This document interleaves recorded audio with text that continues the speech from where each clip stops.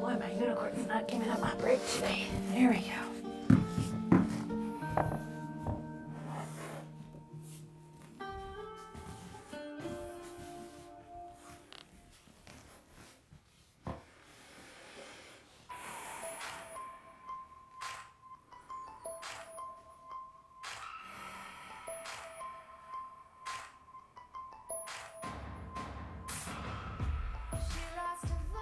And letting your breath slow and steady down.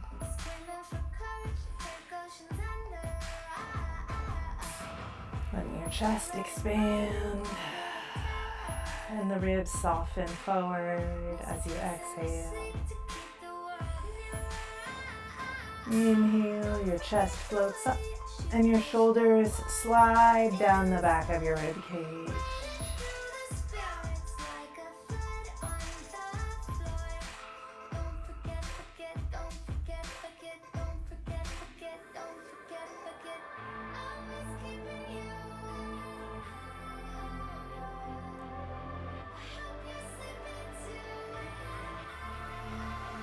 We're going to start with a great big breath in and arms following.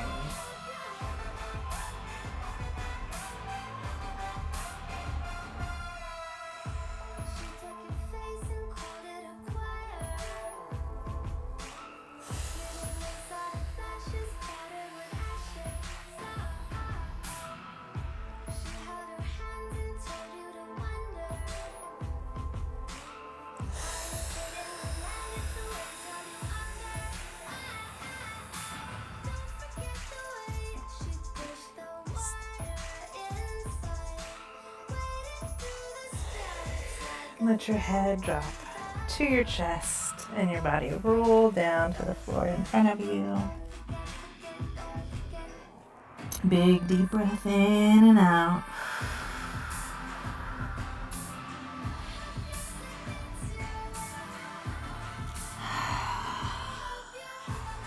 And we're going to roll it back up, stacking the spine, letting those arms come up. And exhale over to your right, lengthening through the body. Most of us, when we come over to the side here, we tend to put the hand either really far forward or really far back, which rotates the rib cage. And our goal here is to be really flat, like there's a wall behind you. So to do that by automatic, make sure that hand is sliding straight out to your side next to your hip. And this arm is going to stay right over your shoulder as it reaches across. Like that? Mm-hmm. Can you give some feedback? And same thing on the other side. I'm going to take my hand, and instead of being back behind me where this brick is, I'm going to slide my hand straight out from the hip to the side. And we're lengthening through the side body here. Inhaling up, and this time I'm going to exhale and let the body bend. And there's a temptation here to rotate your chest towards the knee. Well, we're just being all the way flat, ear and to the shoulder and face straight forward. Thank you, honey. And up and over.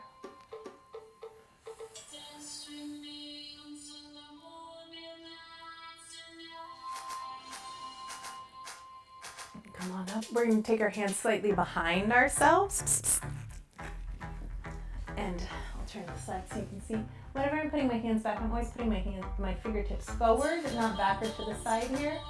And I'm going to let my elbows bend a little bit and roll my shoulders, squeeze my shoulders back and press the chest forward. To protect the neck, I'm going to slightly tuck my chin down, so I'm getting about a half an extra chin here. And then as your shoulders rise, you can let your shoulders rise up to support the neck here, which is a different, more relaxed version of this back arch. But I'm still pressing my heart forward. And to come up from the back bend, I'm going to bring my chin to my chest first, and then rise up. And I'll curl the body and switch the feet.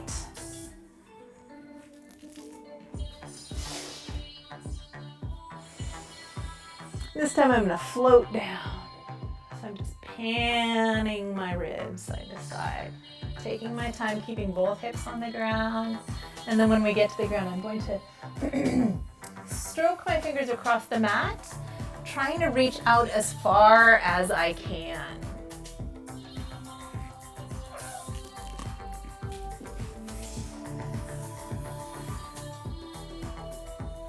And I notice as I reach out, you may notice as well that my hips want to come off the ground.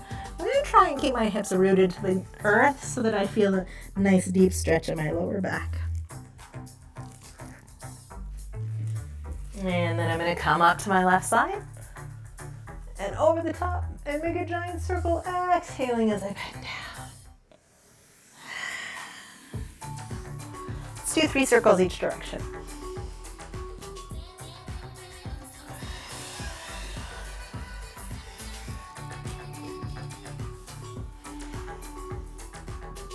Then I'm going to take my head over my right knee and just be out on that diagonal for a moment before I reverse direction.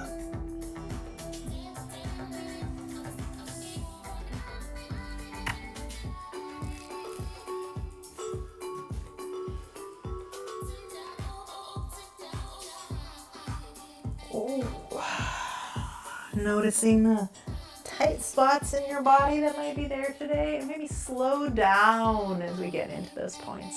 And noticing my hip back here, your right hip, is quite tight, so I'm just going to slow down.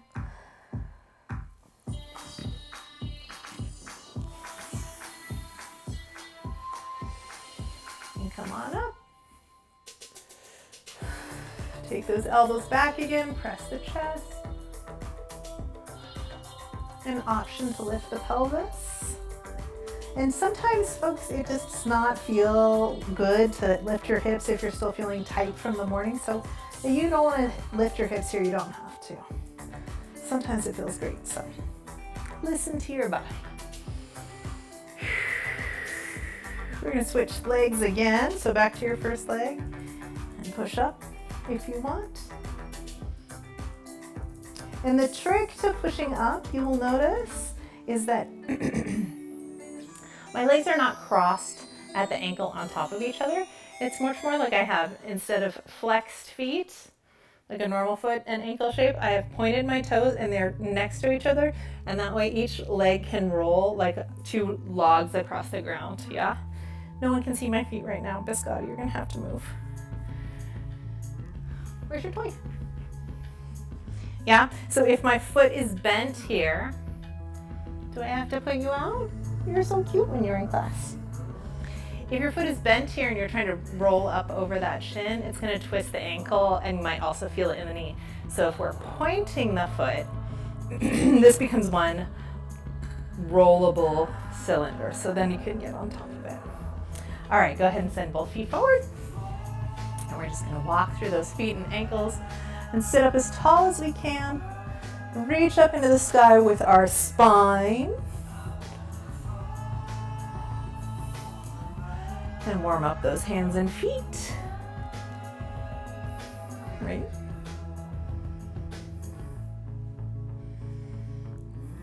Good. Bend those knees. And reach it forward. Just a basic forward fold here with bent knees. Why would I bend my knees, you might be asking? Well, if your hamstrings are short and you're trying to get them longer, we want this stretch to happen with your pelvis coming forward. And so we're giving more slack in the knees so that you can really lean forward from your hip sockets. With straight legs, we often tend to overcompensate with an upper back stretch, which is not helping. It's not the goal right at that moment. Also, when we give slack behind the knees, it is safer for your tendons. Safer for your tendons.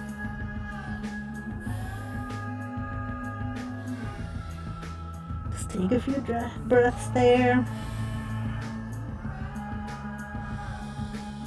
And let your chin drop to your chest and notice how the back of your neck feels. Does it feel the same on the left and right? I notice, for example, that the left side of the back of my neck today feels tighter, and also that my right shoulder feels tighter, which is normal to me because I'm right dominant, but not what I want. Go ahead and bring those feet in, and we're going to very gently come up to a tabletop. Really pushing your feet into the ground, spreading your fingers. You want to press your knuckles and fingers into that ground. So active hands, active feet into the earth. And find your breath.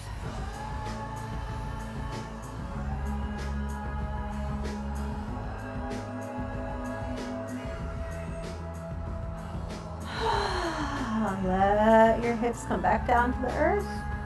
We're going to bring those knees together and back to forward fold.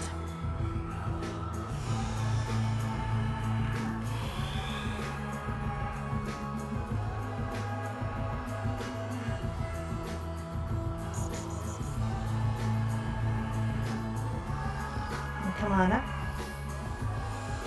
And we'll put our soles of the feet together for a little butterfly stretch.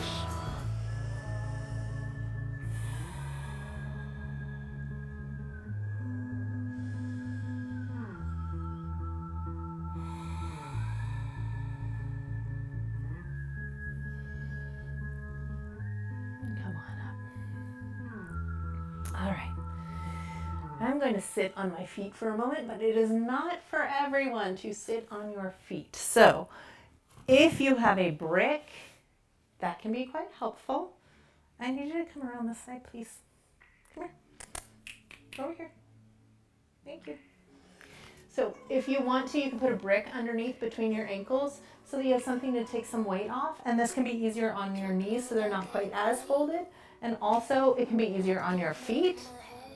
Some folks are quite tight in the front of their feet and it doesn't feel like you can point that foot all the way down. This part is a function of getting more flexibility in your foot, so it's okay to work on this part of your foot sinking towards the ground over time. But knee discomfort, it's not worth the trouble. So it's good to just respect your knees and take it easy whenever they start to be feely for you. What I'd like to talk about today is the idea of radiate. And radiating in a yoga practice is the act of, instead of just kind of sticking your arm out, like if I just say stick your arm out anywhere, which way, you get kind of this semi-limp, a little bit not fully extended way that, like, if you said over there, yeah?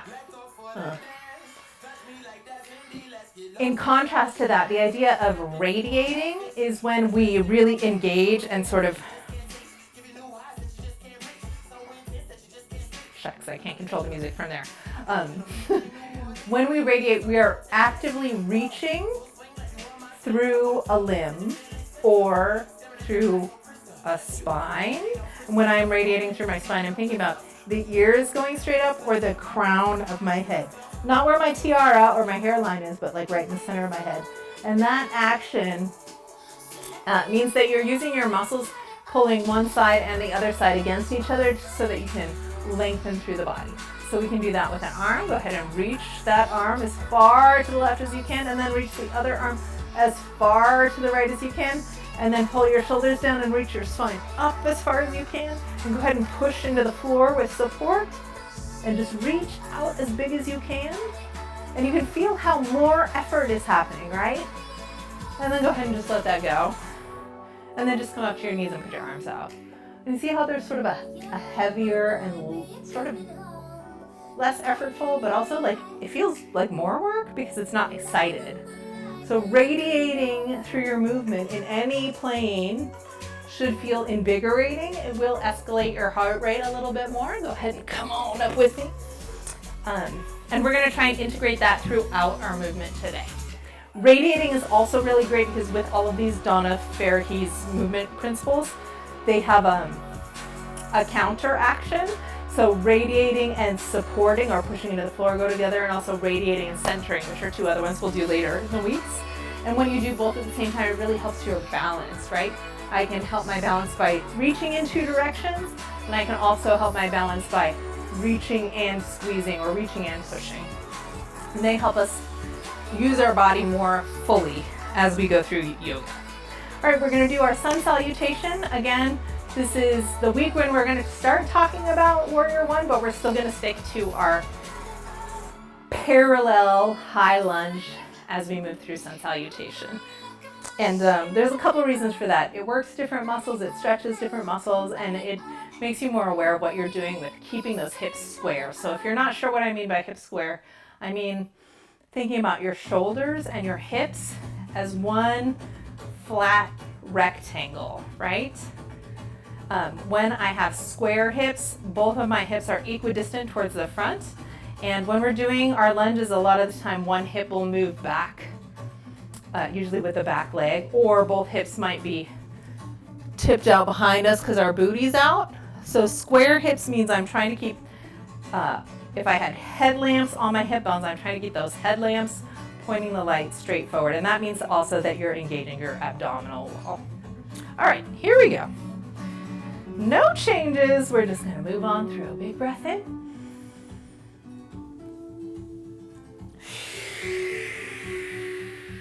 Big breath as you reach up. We're going to drop those shoulders down and engage our core, lifting as long through the body as we can. And when I'm arching my back up into the sky like this, I like to imagine that my heart is radiating forward just as the spine is radiating back. So it's actually like a big capital Y shape. And that helps me stay balanced and also lifted through the torso. Big breath in. We're going to soften the knees and drop down. Stretch those hamstrings gently as we come up to a flat back, and I'm definitely lifting my abdominal wall here to get that flow flat back. I'm also pulling my shoulder blades back and radiating my head so my spine is stretching both away through the crown and out through my tailbone at the same time. Softening the knees back to a forward fold. We're going to step back with the left leg into high lunge. And remember, for high lunge, this back knee is pointing straight down and our hips are going to be square to the front. Front knee is over the ankle and everything lifts up. And you notice when you come up, the back is usually arched, the hip is usually a little unsquare. So I'm going to pull my front hip back and drop my tailbone underneath. And that might mean that your back leg's a little bent, but I think it's more important to work on your abdominal strength and your hip structure, and then straightening the leg is like a bonus that happens later on. So pulling the forward hip back to be square with the back hip. We're going to paint, finger paint, a double rainbow with both hands. Exhaling forward.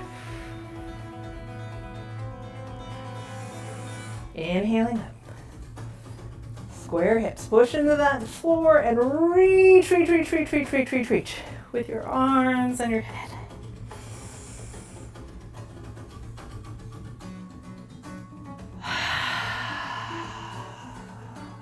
One more time.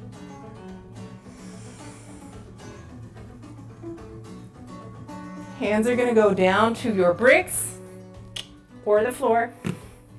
And we're going to sneak that foot back into your plank or your modified plank. Either way, square hips, lifted abdomen. Slowly dropping the chest forward, reaching your head and heart forward of those fingertips. Good. Inhale to come up to your cobra or baby cobra. Find your breath still engaged in the core. So I'm lifting my abdomen up. I know it's really tempting to just like let it all drop into your lower back. This should be an active pose, pushing into the hands and the fingertips. Good, and let it down. And then we're going to press back either into child's pose or downward dog. I'm going to bring my feet together. Push up. And push back to downward dog. Ah, yes! I'm remembering now that someone wanted a little deep dive on downward dog. All right. Classically, downward dog should look like a mountaintop, right? Or just an upside down letter V. But that's not how everybody's bodies do it initially. So I like to say, please soften your knees first. Yeah, because lots of us have tight hamstrings. And then we're going to experiment with finding the right spot for you by walking your hands to your feet. And at a certain point, your hands and your upper body are close enough to your feet with our nice bent legs that the weight just shifts onto the feet. Yes? Heels come down. And then we're going to walk it back out. And you can feel there's like a moment, a distance where the weight rocks off the feet into the hands. And your downward dog should be around there, but with your hands out far enough that your ears and your head can go in between the arms. Your heels don't quite touch. Yeah? Maybe there's a whisper of touching, but they're not like pressed into the ground, and our knees are not locked back. A little softness is good. On the other hand, and I like to walk mine quite far forward because I have very flexible shoulders, my rib cage here, you can see how my ears are no longer between my arms. My rib cage should be falling or swinging towards my knees and big toes. So I'm going to take my head and my hands, I'm going to bend my knees to get down as far as I can and press with my hands so that my ribs fall towards my big toes and my heart goes to my big toes. I want to pull the shoulders down towards my hips or up towards my hips because we're upside down. So I have a nice long neck, yeah? And then from there, eventually I press the heels as I learn to extend the legs. And that's your downward dog. Should be like 52% of the weight is in the feet. Head is between the arms. Armpits are opening. Good, good, good. All right, we're going to take the left leg up. And we're just going to step it on through. Now the trick to getting through is a few things. First, you want to tuck that knee as close as possible to your body. And the other thing I'm going to do is I'm going to lift my back heel up a little bit and push with my hands a little bit. So it gives me just that couple more inches so that I can swing my leg through. And that's especially true if, like me, you have a much longer torso than arms. So my arms are relatively short relative to my torso legs. So it really helps me to curve and tuck my hips up. So that's one of the two hip tricks to stepping through. Come on up. Square those hips in your high lunge. We're going to open our arms to the sides. We're going to take a big breath in. Your left leg is forward, and we're going to twist to the left. I'm going to take my right hand to my left hip. I'm going to put my hand back here. Such an arch right now, yeah? I'm going to try and press the hips through. You can put an elbow there maybe. Ooh, next bust up.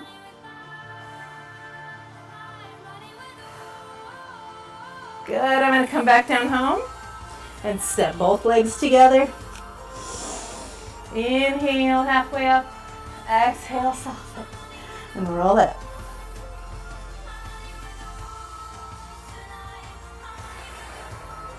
Exhale. Inhale, reach. Exhale, open to your chest. Feel your abdominal wall supporting you and tucking your tailbone underneath. Inhale up. Exhale, forward fold. We're going to start the next side. This side I'm going to do with break. Inside up. Radiate through that body. How long can your body be? It's almost like someone's pulling your head away from your tailbone. Settle on down. Right leg's going to step back.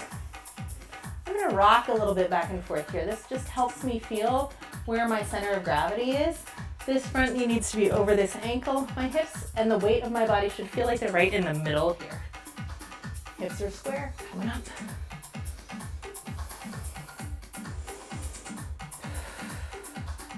Pulling my front hip back to square those hips. And double rainbow.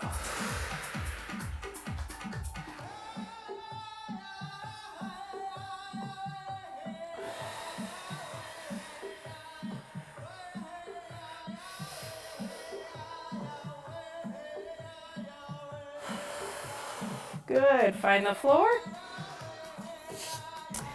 Step back to your plank or modified plank, reaching your heart forward. Elbows must touch the body on the way down. Inhale up, cobra.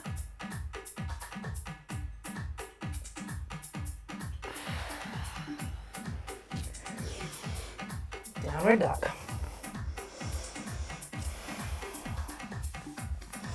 Walk your hands in.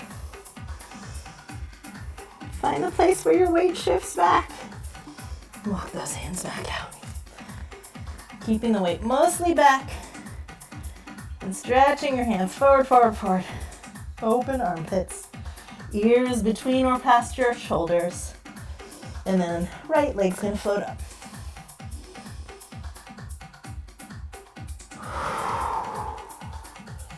Tuck it right in.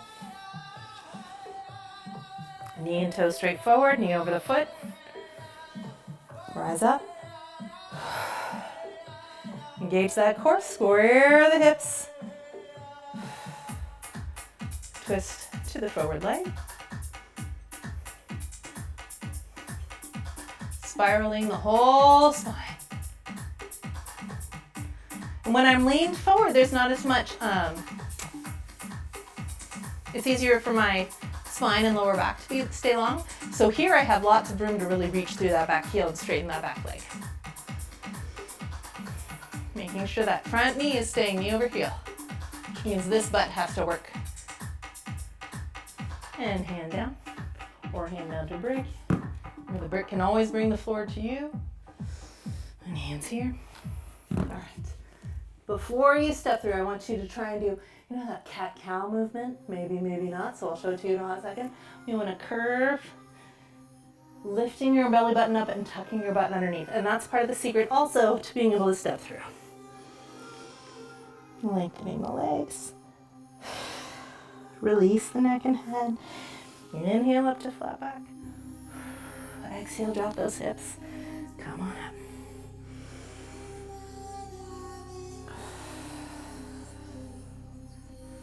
All right, we're gonna do a warrior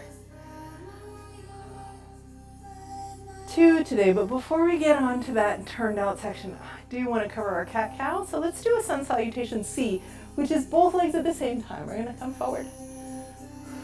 Long bodies reaching out. I'm gonna put both my legs on the floor, bend both my legs. Exhale all the air that I can. And when I'm out of air, I'm gonna hop back. Good.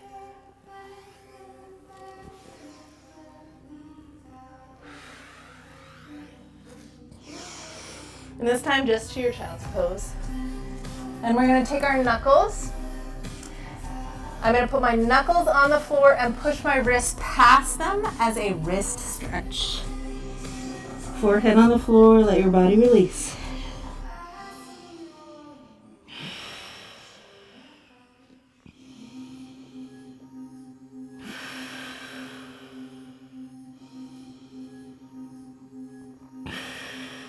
Come on up to all fours. Whenever we put our hands down on the ground in yoga, we're going to always want to use the same alignment. And again, you can sit on your brick here if you want. And that is that our pointer fingers want to be pointing straight forward. Yes? Most of us tend to let everything slide out to the side, which means your pointer fingers start to point in towards each other. But we want those shoulder blades to be tucked in down the back. So if you imagine you have a great big angel wing, you don't want your angel wing to be open here. You want to tuck it in behind you. So go ahead and roll those shoulders back a few times. Squeeze the angel wings down and back. Shoulder blades are tucked in. You should feel a squeeze in your body here, which is latissimus dorsi or lats, and also teres minor attaches there to pull that shoulder blade down.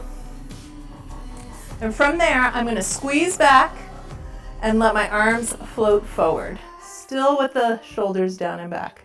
Yeah? Let it go for a second. Just reach your arms up and notice how they tend to come up automatically with a chin poke and a shoulder squeeze. We want to learn to anchor your wings and then float the arms. Pointer fingers are up, but your hands are excited and activated like you're having your 10th birthday. I'm 10 years old. Yeah, elbows are wrapped in. And we're going to slide them back. And you should have like little rug burns on the inside of your arms from touching, grazing the side of your body every time we do this position. So pull them on in. You can come up if your knees are tired of sitting in that position. And just back. Yeah? Shoulder wings tucked back. Long spine. Go ahead and come to all fours. Pointer fingers forward, elbows wrapped in, shoulders back. And we're going to do cat-cow.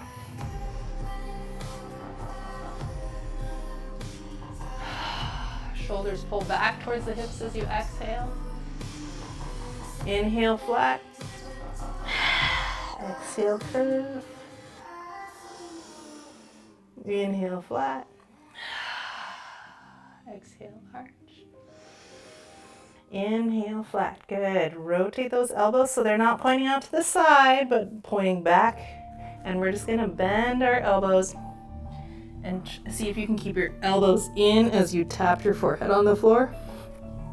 And come back up. Elbows in. Elbows down. Reaching through the long spine. Good. One more if you got it in you. Shoulders back. Radiating through that spine. Lovely. All right. Next up, we're going to talk about Warrior 2. And Warrior 2 is a sideways pose. So if you are in a narrow space and you're watching your screen right at the front of your space, you might want to turn your mat or move your video so that you can be sideways. So your mat is this way. Yeah, for this next part. And Warrior 2 is a lunge with open hips. By open hips, we've been doing high lunge so that our hips are squared to the front. And for Warrior 2, we're going to open our hips all the way to the side. And you can see from this front view how when I do that, this leg wants to like fall with me. And that would mean my knee is pointing this way and my toe that way, right? And that means owie knee. So I have to use the underbutt area. I call it the underbutt chisel because it's where your butt hits your thigh, right? In there are 6 rotator muscles, external rotator muscles, including piriformis, which you may have heard of. And you want to activate underneath that bun to open the knee.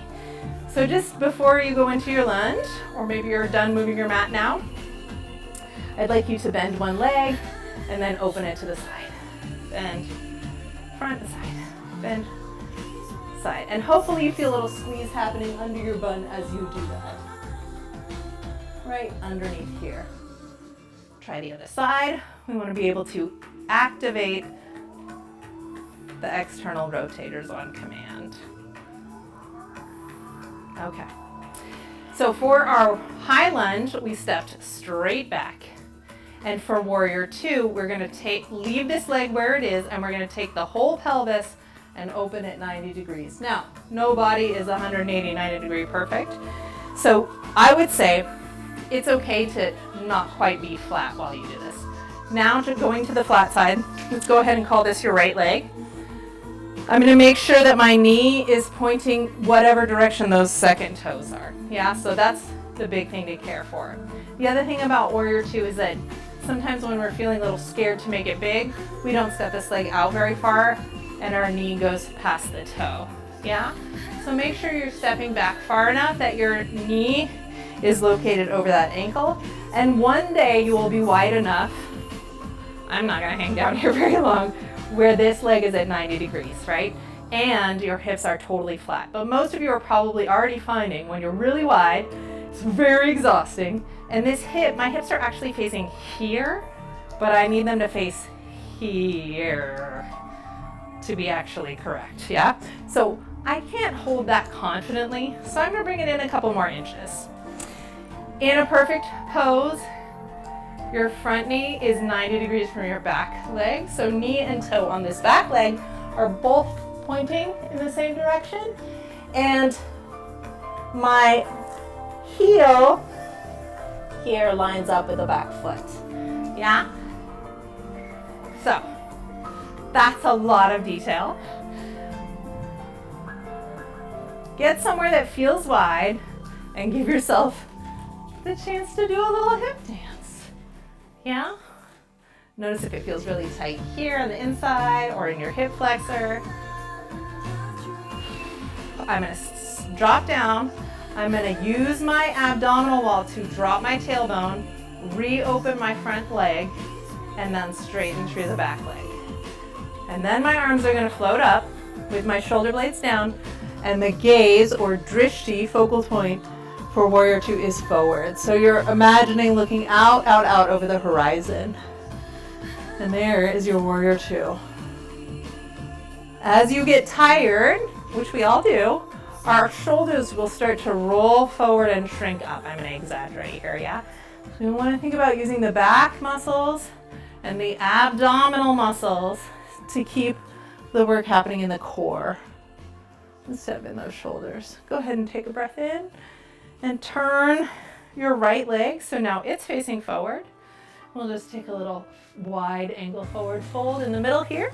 And then we will walk through warrior two on your left side, and then we'll do a little flow. If you have bricks here, your wide angle forward fold can be up on bricks to bring the floor to your hands. You will notice that there's just a lot of different feelings based on whether your legs are really far or not far enough. I like to go moderately myself personally because I want to feel like my whole feet are on the ground. So I don't want to feel, if I'm not engaged in the inner thighs, for example, I will feel like I'm rolling to the outside of my feet. So a little bit of squeeze in and then reach through your legs into the floor. And then we're going to lift our bellies in and we're going to radiate to the left and the right with the arms and to the front and the back with the torso. Be a big star, like you're floating on top of the ocean.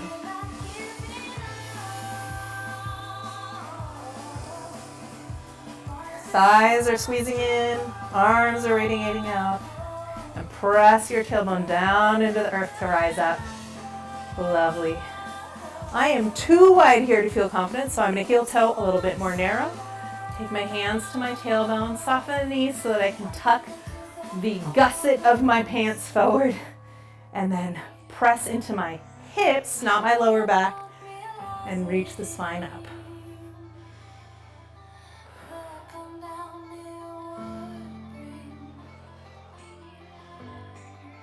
Chin to chest to come out of that back bend.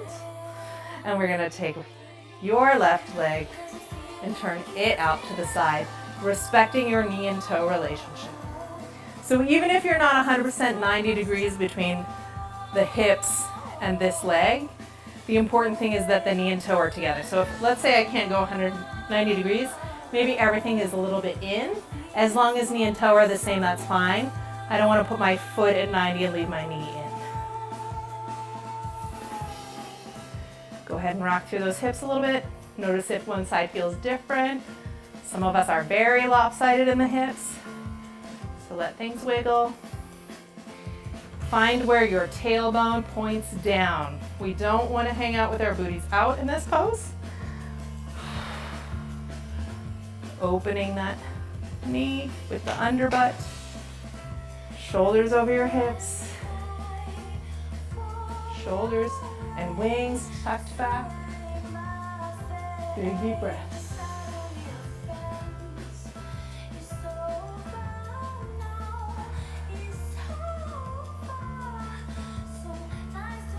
Radiating through your fingertips. Spine up.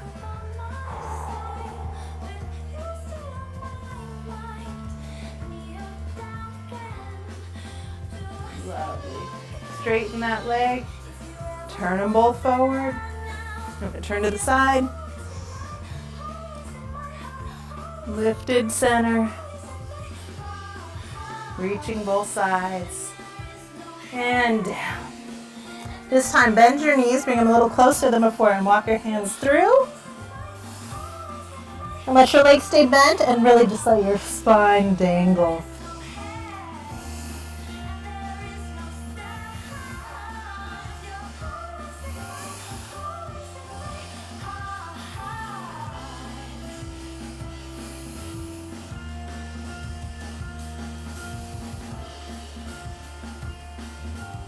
Big deep breaths. Lovely. Bend your knees to roll up. Stacking your spine on top of itself. Beautiful. Bring that torso, pelvis all the way back up to vertical. Soften the knees and tuck it underneath. Yeah, so you're tucked underneath, not bent in the back. Tucked underneath. And arching up.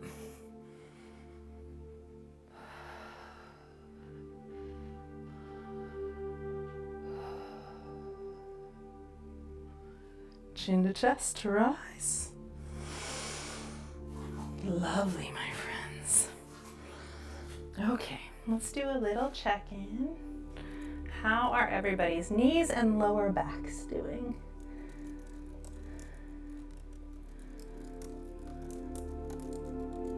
Everybody okay? Let's have a little check-in, then we'll do another flow. Great.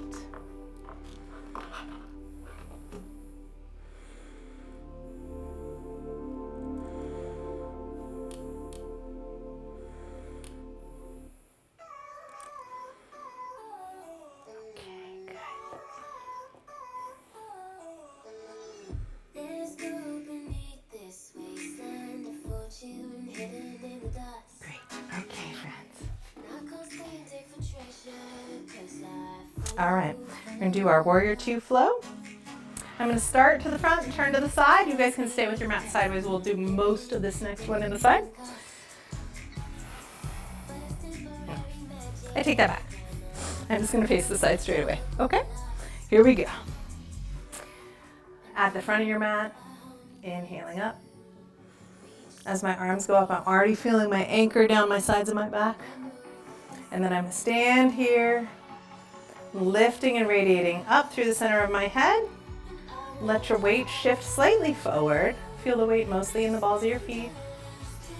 Option to rise the rest of the way. You can extend your legs forward and fully. I just can't because my ceiling is very low in here. But by all means, reach yourself up in the air.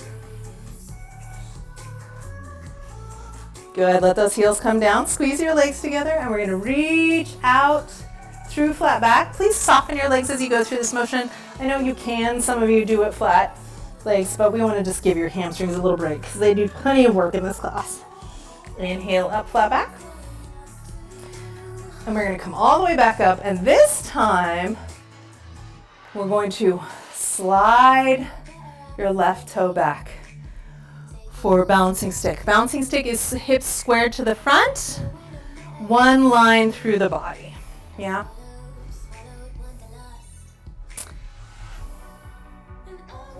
Bust stop A, toes on the floor, B is off, C, it comes up, D is a flat back.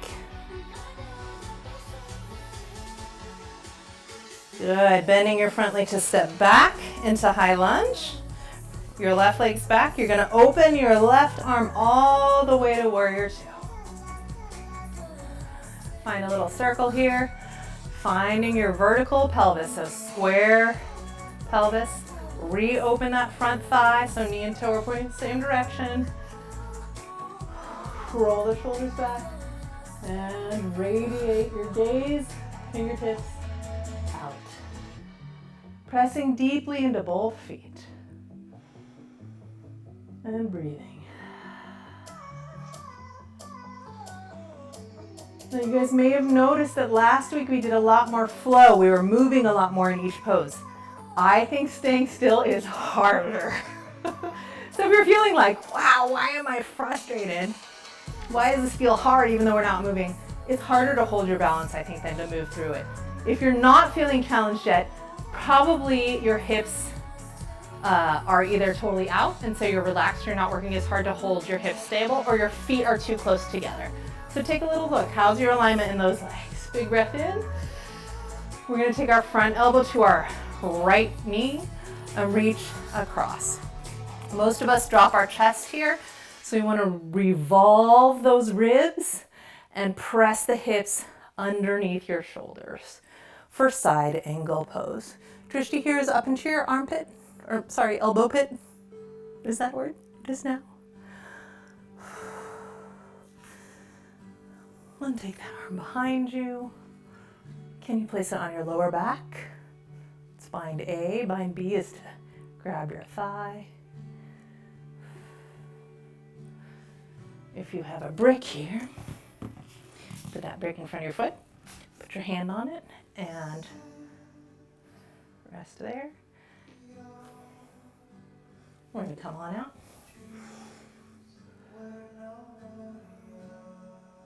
And reach away.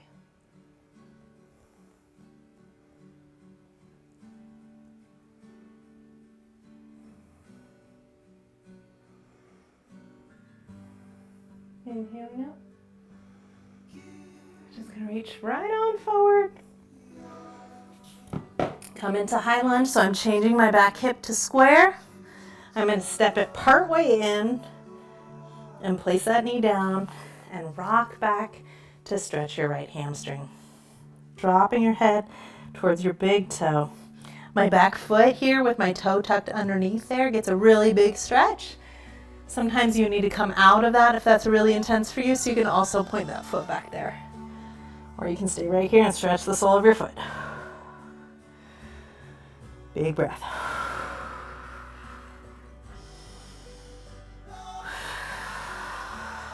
One more breath. Good. Go ahead and rock forward. And press up into high lunge. And I want you to just rock your weight back and forth here in high lunge. Yeah? Find a little soft flow. I can feel that my hamstring is super tired here, so I'm just gently moving into it. I'm not forcing it. And then when I'm ready, I'm going to hop my back foot a little closer. And think about putting my right hip over my right foot. And then bringing my left heel to my left hip. And dropping my head. Option to open that foot to the sky into Hanuman. But you can also just leave it there and work on your balance. Bringing the knees back together and both feet down. Drop those hips and stack the body back up.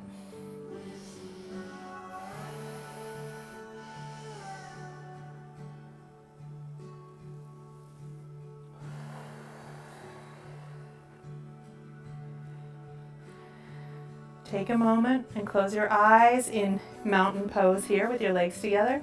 Let your thumbs rest on your heart. And let your breath slow down and just feel your heartbeat.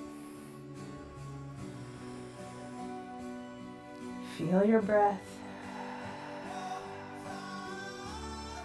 Wonder at the amazingly coordinated machine that your body is. Even if it's not working the way you expect or want it to, it's still miraculous. Just to be alive and to move at all, to take one step is such a feat of coordination and strength, balance. It's really a miracle. One more breath in and out. Give yourself permission to enjoy gratitude.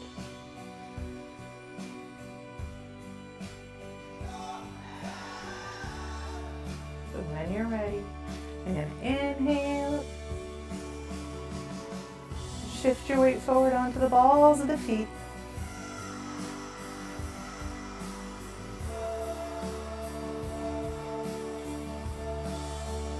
Settling down, dropping through to beautiful flat back.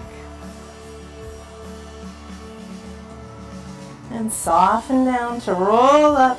And we'll stack ourselves into a right leg back.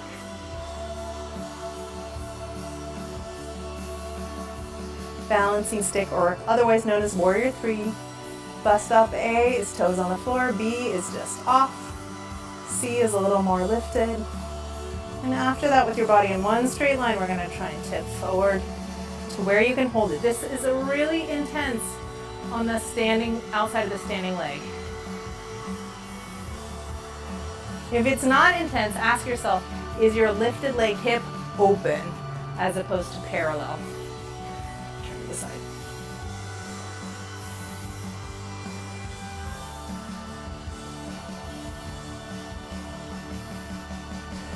Gently step back. You're in high lunge. We're going to turn it open. Circle those hips to find your warrior two. Most of us leave the tailbone back, so point the tailbone at the floor. Reopen the front knee so it's pointing the same direction as the toe. Radiate through that back leg. Radiate through that front knee. And radiate through both arms.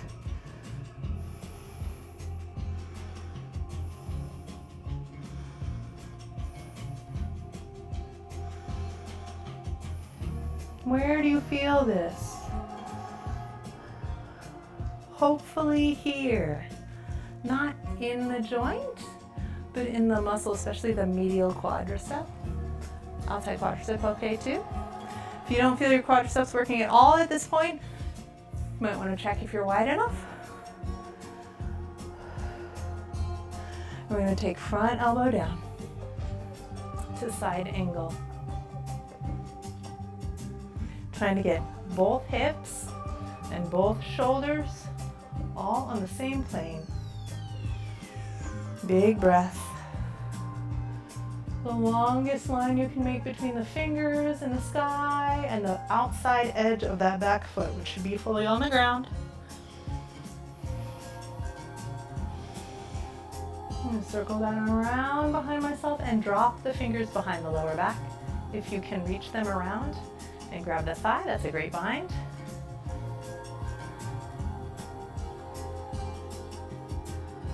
Release that bind. And grab a brick if you have a brick. If you don't have a brick here and you want to get deeper down, some options are. So there's brick, and your brick goes three ways. It can be vertical, that's the tallest. It can be skinny ways, horizontal, or flat. Yeah, so you have three levels with every brick. No brick, you can put your arm here on the side. You can also grab the ankle or just go all the way down to the floor.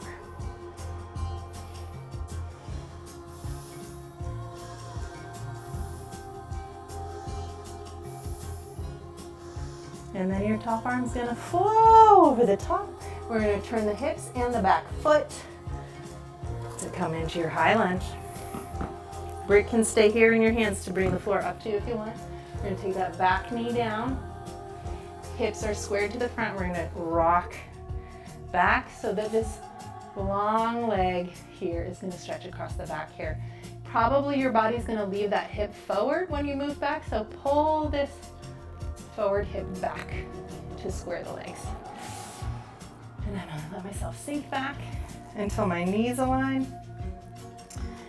I'm gonna drop my head down first. And then I'm gonna start thinking about elongating my head towards the big toe. Big deep breath.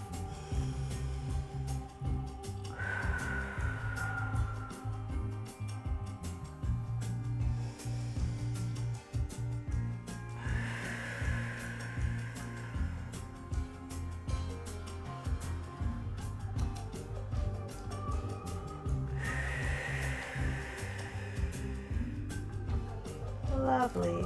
I'm going to walk my hands forward over that front leg and push the floor away. Take a couple wee steps. See if I can get my weight back over this front hip. Oh, I don't know. Feeling cranky. Bricks here can be your friend. And I'm going to think about putting my hips over that forward foot. Need a little shake out here. There we go. All right. And knees together. So we're just practicing our balance over that left leg.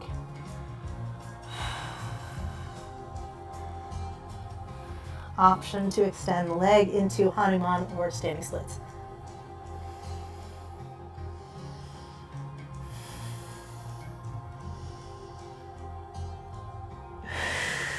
Exhale, both feet down. And walk that forward fold. Soften the knees, weight even in both legs, and come on up.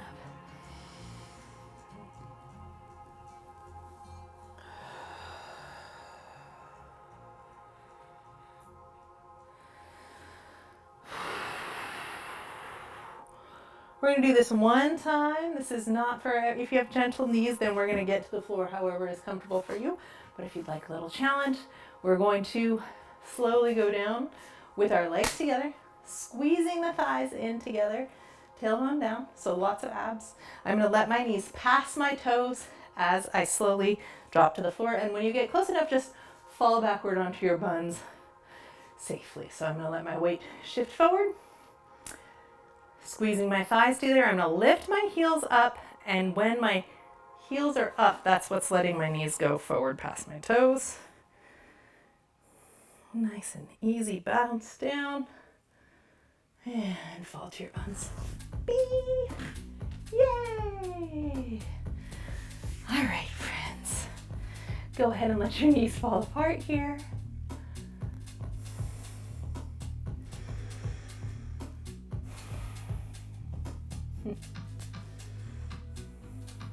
All right, into your bound angle pose. You can bring your feet closer or farther depending on what feels good for you, but I would like you to feel what it feels like to have both hips thoroughly on the floor first, and then just go ahead and flap your wings a little bit. Not because we're trying to force them, more like shaking out some tension gently, yeah?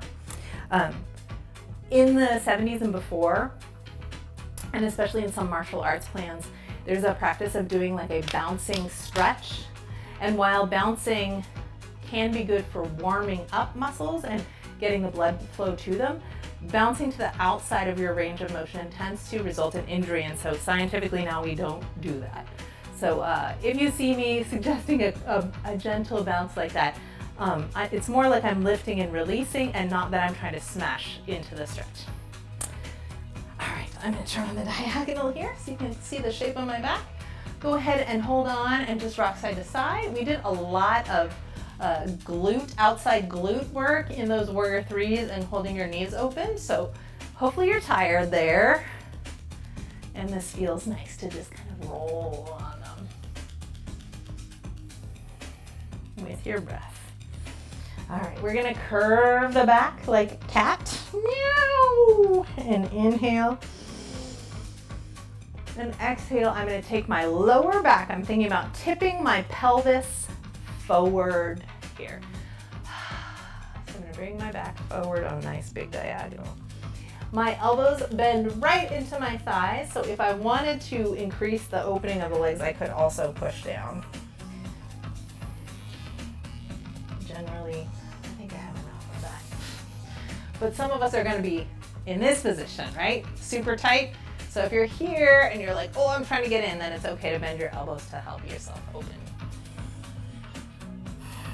And this shape is really different on different bodies depending on how tight you are. So go ahead and enjoy. For some, it'll feel easy and relaxing, and for others, it'll be really challenging. Big deep breath. Allow your chin to come to your chest and your shoulders to round.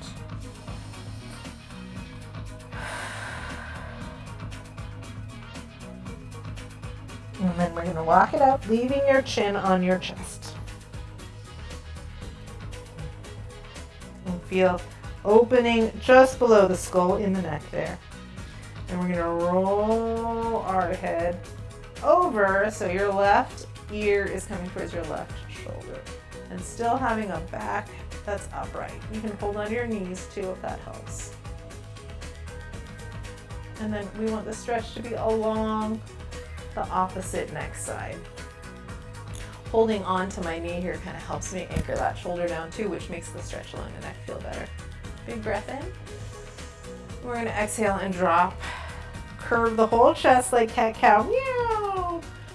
And let your left ear now, or your opposite ear, go towards the opposite shoulder. And then we're going to sit up straight and let the distance between this earlobe and this shoulder point increase. And remember that feeling of anchoring your wings back, pulling your shoulders down the back towards the hips. That will help you stretch your neck as well. And this is hopefully stretching your scalenes, which are the muscles that go from your shoulder up to your neck. There's several of them and they attach at several different points.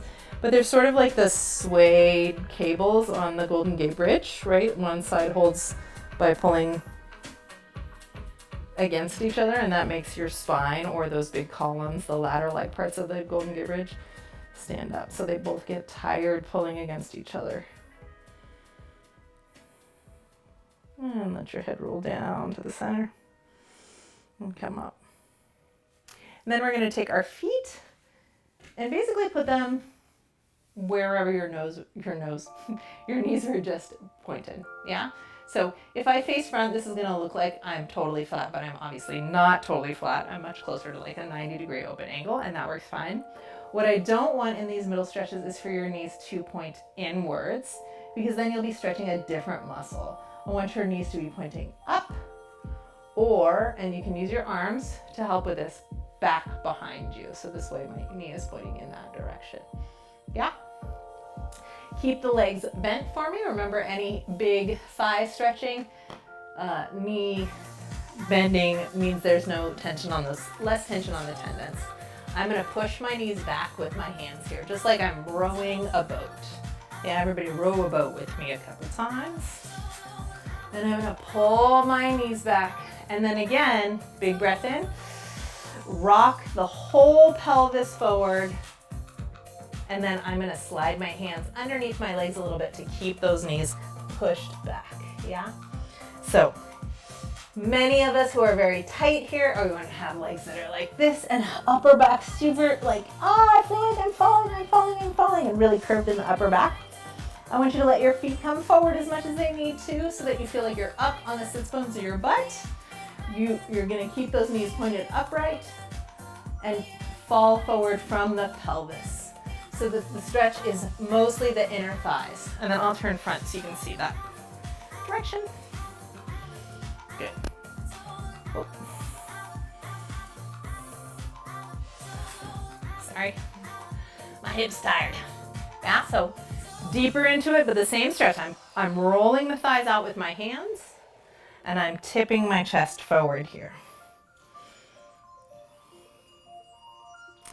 Even though I can go all the way through, I still leave this gap here, because where I want to feel the stretch is here in the middle of my inner thigh. If I'm feeling it just right where my thigh connects to my groin or in the back of the knee here, then that's the tendons and ligaments stretching. We don't want to stretch the tendons and ligaments. Those are our stability. We want this muscle to be lengthened. So keep it bent. Remember, you're looking for your edge, your challenge, not the same as everybody else's body. So it's going to look different on every human. Stay with yourself and find your breath and look for the inner thigh stretch.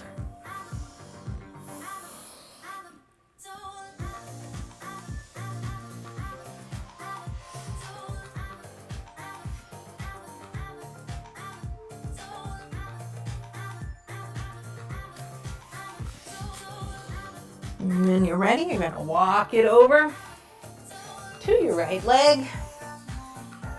Open the body up.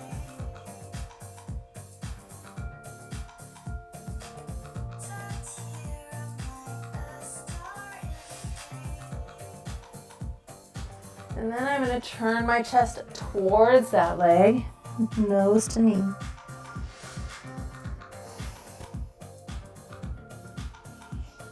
I'm going to walk myself forward, come up in the middle. Right arm, I'm going to go ahead and take it behind me and press my chin into my throat, so I'm really opening up that armpit as I come over to the side. Big deep breaths.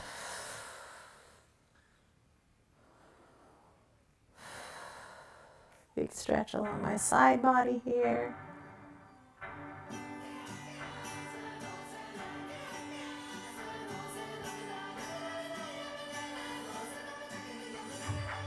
Try to pull my shoulders down even as I'm radiating my skull, so I don't feel all bunched up here in the armpit and shoulder.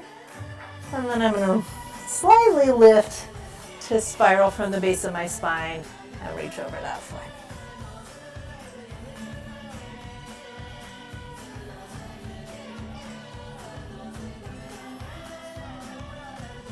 Again, you can see I'm supporting my knee here to make sure that it stays rotated upward facing.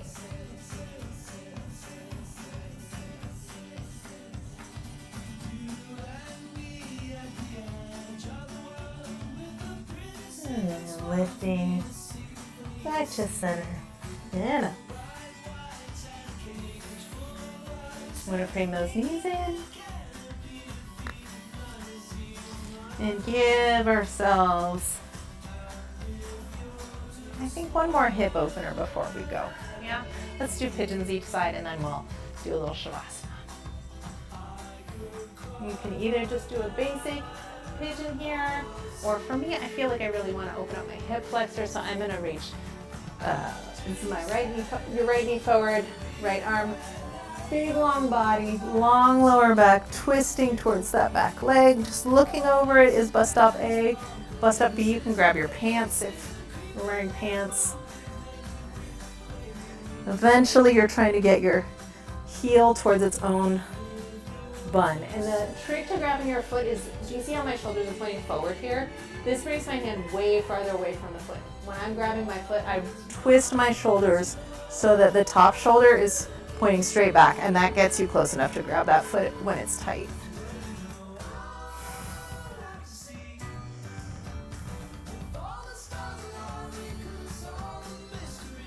And release.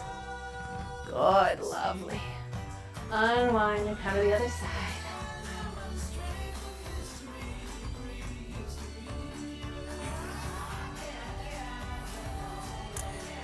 Some of the things we did today as we move into your left knee front pigeon is we talked about opening those hips and getting them square in all of those lunge positions that we did today. So if you want to talk about what it felt like to square your hips in some of the lunges we did today, that would be great to journal about. Was it hard for you to get your pelvis to vertical, or did you notice that your hips kept opening up to the back, or did it just still feel like you weren't sure what you were doing when you were trying to square the hips? That's an okay part of the developmental process too. Yeah, we don't always know what it feels like, and sort of the way that we learn to use our bodies is first we like get nearby and then move and adjust a little bit to find what different positions feel like, and then we start to be like, oh, this goal feels like this. And then we can recreate it on command because our muscles know what to feel for to get us into position. So kind of having a little moment of introspection with yourself after a practice, like where was I on these things? Did this make sense to me yet? That's okay if it didn't. It takes time to get into sensing. Sometimes we're just surviving and trying to breathe.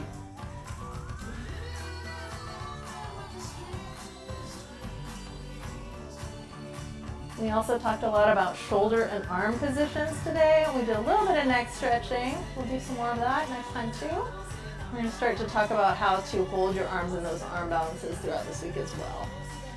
So I think when we start, a lot of us just brace, hyperextend the elbow like I'm doing right now, collapse the wrist.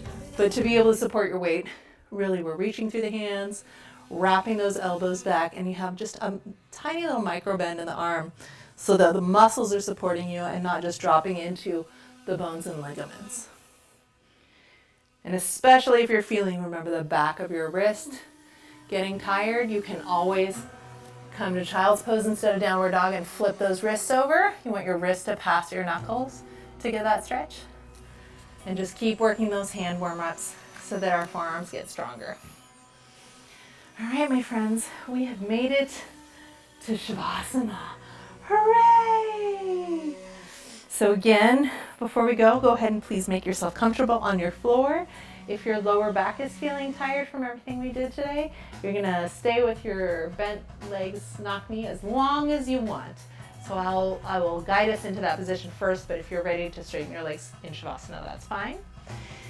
We're going to change the lights, play a couple of songs, and when our time is up, I will sit up quietly and very gently close the class in whispers but I will let the music continue to play, so as people do their checkouts, if you want to just stay in your Shavasana for longer, you're always welcome to do so. So getting ourselves comfortable. If your room is really cold too, it's okay to put a blanket over yourself during your Shavasana. The goal is that you get to feel relaxed, that you get to slow down, and hopefully your mind is feeling used enough by now that you can just sink into quiet.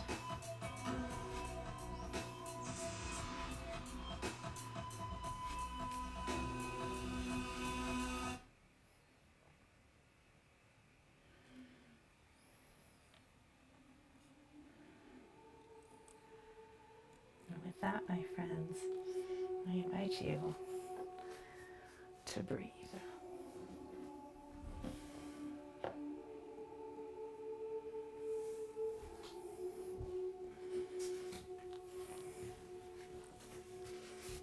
If you are resting your back, then our feet, instead of being as wide as our hips, go wider than our hips and our knees knock together.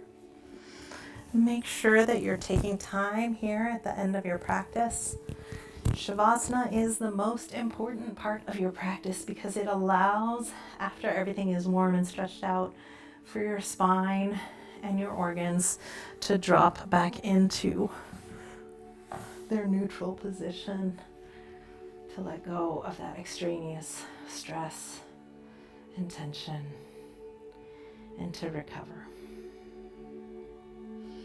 Allowing your arms to be gently wider than your body. I know a lot of us like to sleep with our arms up above the head, but I invite you to put them down by your sides, tuck those shoulders back, and let your thumbs rotate out wide.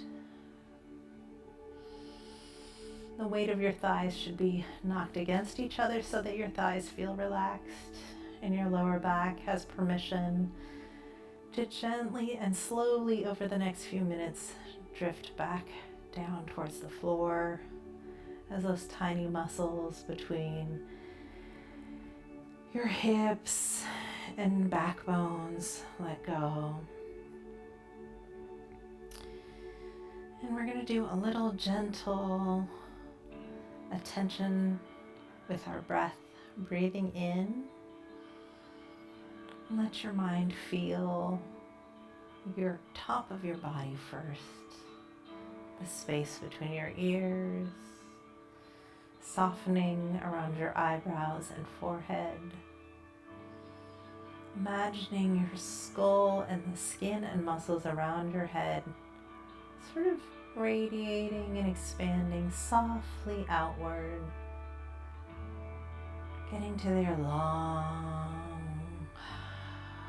released place.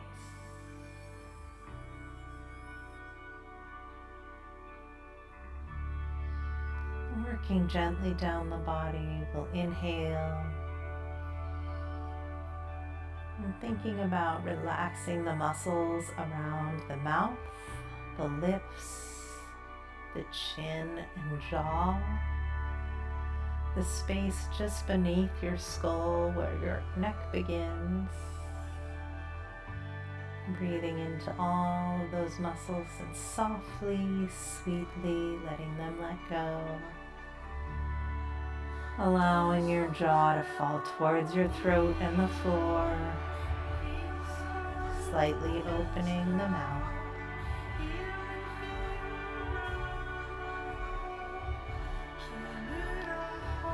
As you breathe in your next breath, feel your eyelids relaxing, your nostrils soften, the back of your jaw releasing, and your neck bones softly drifting back towards the mat. Skull sliding away from your shoulders, just a couple of millimeters as you exhale. And let your body get heavier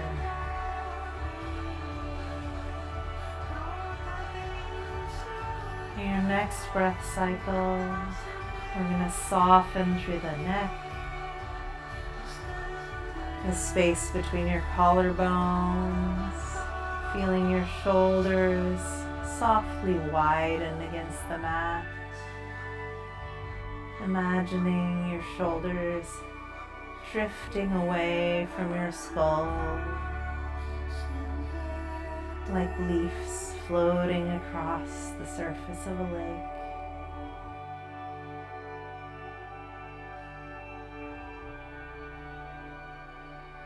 Breathing into your body like a big fluffy cloud. Allow the rib cage to expand and imagining the space in your armpits widening and your arms floating apart. Softness extending like mist through your elbows, wrists, softening your palms, knuckles, fingertips, all through your arms, spreading out like a cloud in the sky.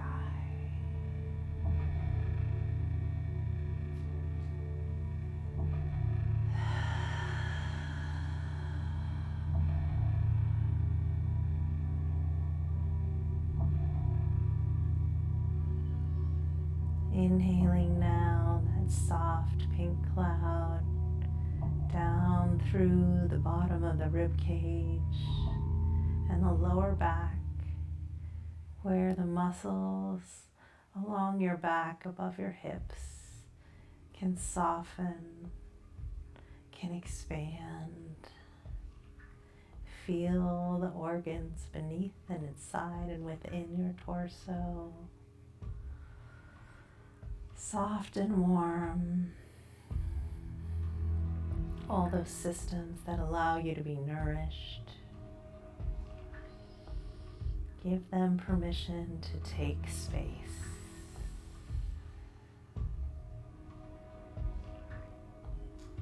Our next breath will extend down through the pelvis and the pelvic floor, allowing those hips to soften like a slowly opening lotus flower. Allowing your hips to slide down towards the floor if you like. Letting your pelvis and thighs spread and unfurl and giving them permission to take up space, to relax and be part of the world.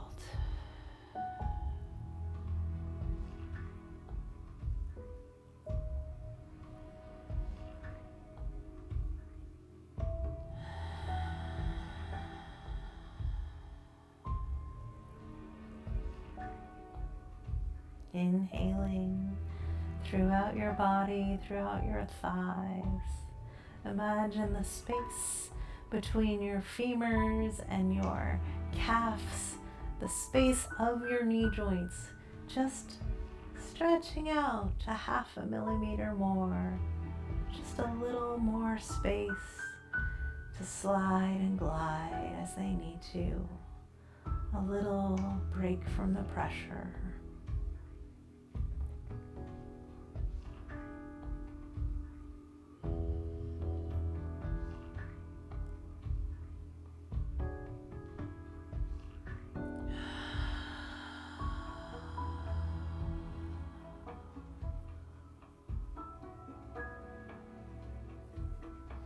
Breathing in, spreading out the molecules of your body like an expanding fluffy cloud.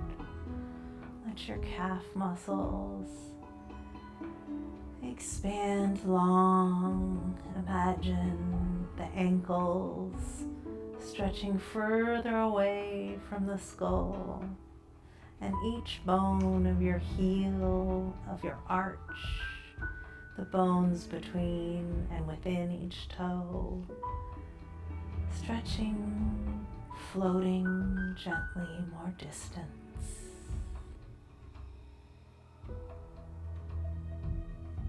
And for the next few breaths, 3 big breath cycles. Allow yourself to swell like a fluffy cloud of steam.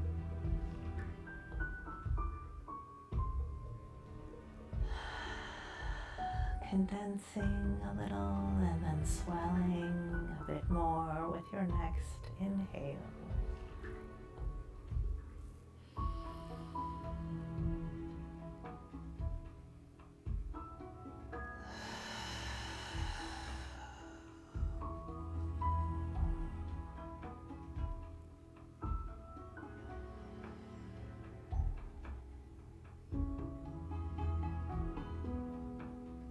When it seems like your breath couldn't spread you out anymore, let it go, like releasing a balloon. And allow the cloud of your body to softly condense and melt into the ground.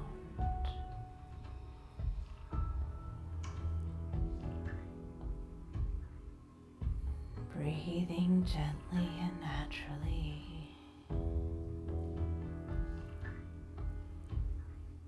And enjoying your silence.